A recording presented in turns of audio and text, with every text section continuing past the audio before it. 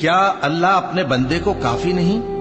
اور اے نبی، یہ تم کو ان لوگوں سے جو اللہ کے سوا ہیں یعنی غیر اللہ سے ڈراتے ہیں، اور جس کو اللہ گمراہ رہنے دے اسے کوئی ہدایت دینے والا نہیں، اور جس کو اللہ ہدایت دے اس کو کوئی گمراہ کرنے والا نہیں۔ کیا اللہ عزت والا بدلہ لینے والا نہیں ہے؟